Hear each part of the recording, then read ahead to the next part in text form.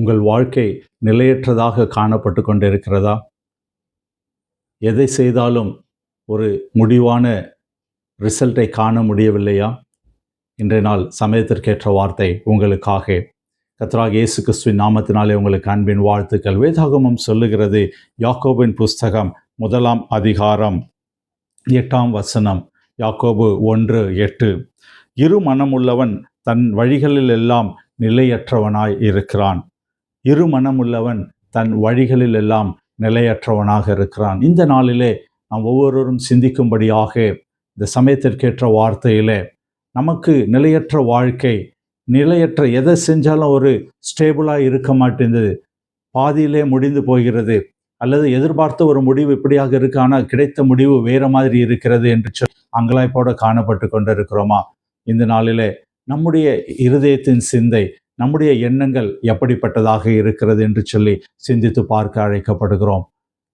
தமிழில் சொல்லுவாங்கள்ல, ஆற்றிலே ஒரு கால் சேற்றிலே ஒரு கால் என்று சொல்லி, அப்படியான ஒரு சிந்தை நமக்குள்ளாக காணப்பட்டு கொண்டிருக்கிறார். இருமனம் உள்ளவர்களாக இருக்கிறோம். வேதாகமம் சொல்லுகிறது, இருமனம் இருக்குமே என்று சொன்னால் அதனுடைய வழி, அதனுடைய ரிசல்ட், அதனுடைய காரியங்கள் நிலைவரப்பட்டு இருக்காது என்று சொல்லி பார்க்கிறோம். ஒருவேளை இந்த நாளில் இந்த வார்த்தையை கேட்டுக்கொண்டிருக்கிற நம்முடைய வாழ்க்கையில் ஏதோ ஒரு காரியத்தை நோக்கி சென்று கொண்டிருக்கிறோம், ஆனால் அதற்கான பதிலை நாம் பெற்றுக்கொள்ள முடியவில்லை. ஆனால் நான் எதிர்பார்த்திருக்கிற காரியத்திற்கு எதிர்மறையான ரிசல்ட்டை நான் பெற்றுக்கொள்கிறேன் என்று சொல்லி ஒருவேளை நீங்கள் யோசித்து கொண்டிருக்கிறீங்களா?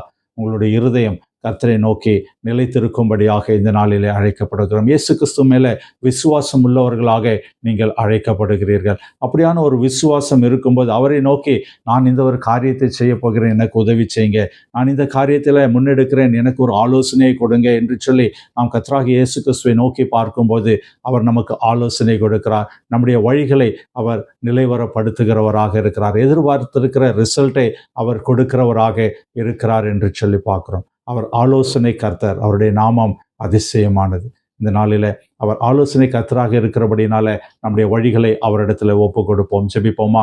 எங்கள் அன்பின் பரம தகப்பனே, அப்பா, வழிகளில் நிலைவரம் இல்லாதபடி யாரெல்லாம் இருக்கிறாங்களோ அவர்கள் இந்த நாளில் இருமனம் இல்லாதபடி ஒரு மனதோடு தகப்பனே அப்பா உம்மை நோக்கி பார்க்க இந்த நாளில் ஒப்பு கொடுத்திருக்கிறபடினால ஒவ்வொருவருக்கும் நல்ல ஆலோசனைகளை கொடுத்து வழிகாட்டுதலை கொடுக்கும்படியாக நாங்கள் ஜெபிக்கிறோம். கர்த்தர் நீர் அப்படி செய்ய போகிறதற்காக நாங்கள் உமக்கு நன்றி நன்றி நன்றி இயேசு கிறிஸ்துவின் ஜெபிக்கிறோம் நல்ல பிதாவே.